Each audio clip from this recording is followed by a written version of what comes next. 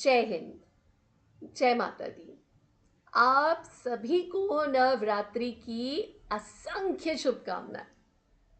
नवरात्रि के दौरान हम देवी के 9 रूपों की पूजा करते हैं जो हमें विभिन्न जीवन मूल्यों जैसे शक्ति, ज्ञान और भक्ति यानी विजडम एंड डिवोशन की याद दिलाते हैं।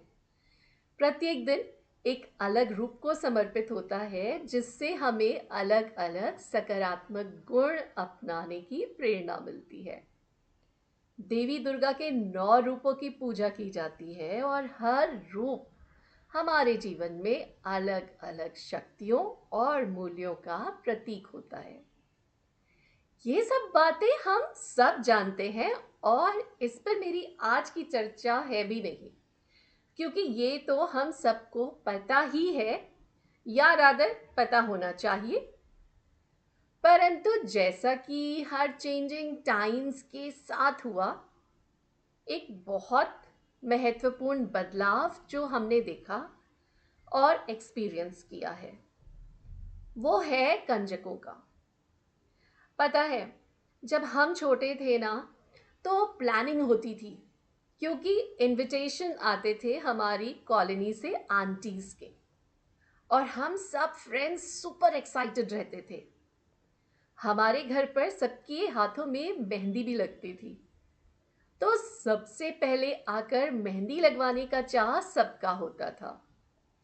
फिर हम घर घर जाते और टोटल मजे एंड मस्ती, क्योंकि कन्या पूजन हम तो कंजक। But over the years we've changed it completely.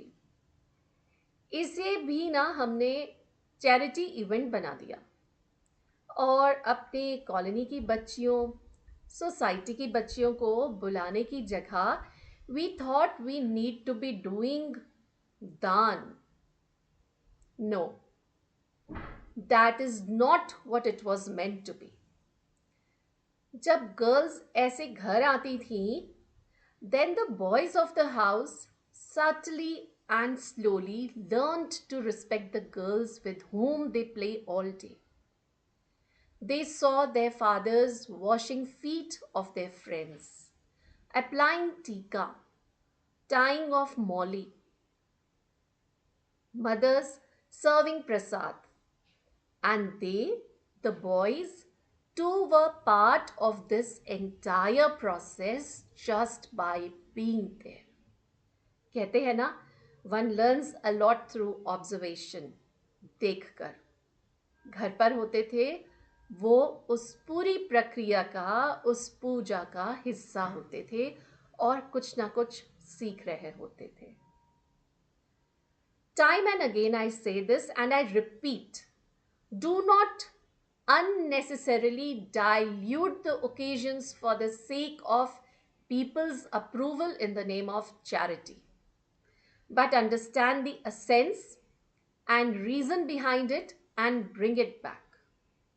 You will have a lot of reasons for charity, for दान। बहुत सारे हमारे यहाँ पर त्योहार होते हैं, रीजंस बनते हैं जिसमें कि दान पुण्य की बातें होती हैं, तब करिए, परंतु इस असेंस को मत भूलिए।